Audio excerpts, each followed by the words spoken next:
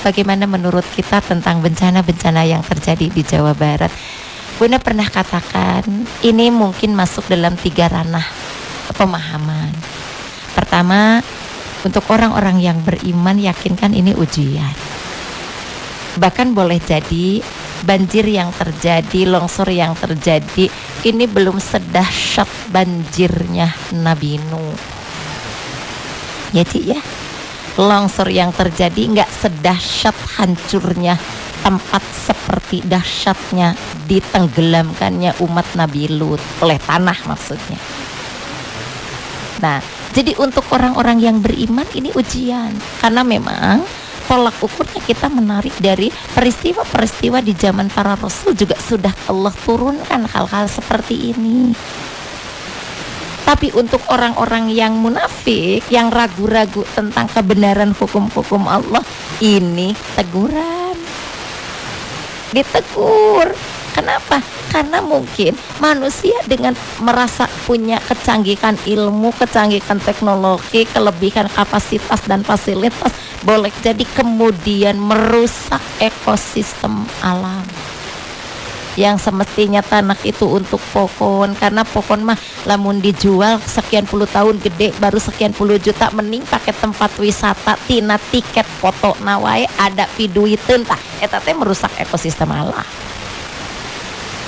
Kalau tadinya mungkin air mengalir biasa saja, tak tertampung, terjadi nanaon, perasaan hanya dipakai digunakan untuk MCK saja kebutuhan sehari-hari, coba dibuat kolam renang, dijual tiketnya, bisa nyewain ban, bisa ini bisa itu, oke lah dari sisi ekonomi menguntungkan, tapi akibatnya apa yang terjadi?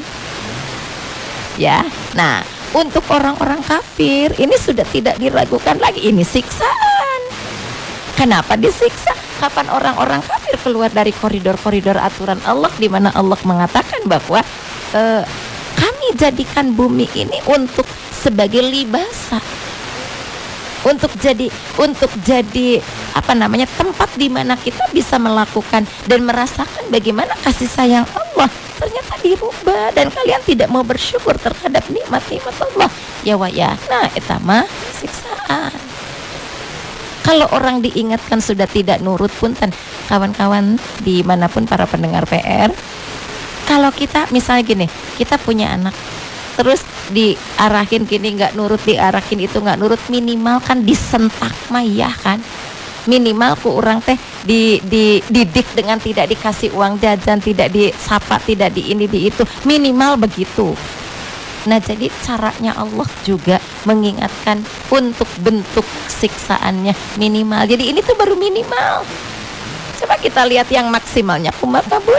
Idza zulzilatil ardu zilzalaha wa akhrajatil ardu asfalaha wa qalal insanu malaha.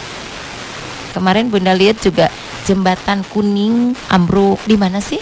Nggak jelas sih itunya, sepotong ngelihatnya, yang katanya disebut jembatan cinta ambruk, beberapa motor langsung tenggelam ke sungai, orang yang berjalan tenggelam. Ya Allah, memang benar analisis hamba Allah ini. Jadi bagaimana kita mensikapinya?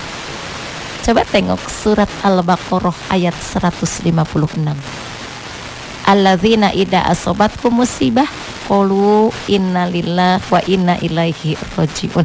Bukan hanya di wilayah ucapan, tapi segeralah kita kembali kepada khitoh, kepada apa ya istilahnya, kepada jati diri kita, bahwa kita itu jati dirinya makhluk yang hanifah, punya kecenderungan untuk taat, untuk baik, untuk tunduk, untuk mengikuti arahkan. Nah atuh eta dirusak, nafsu yang berbicara.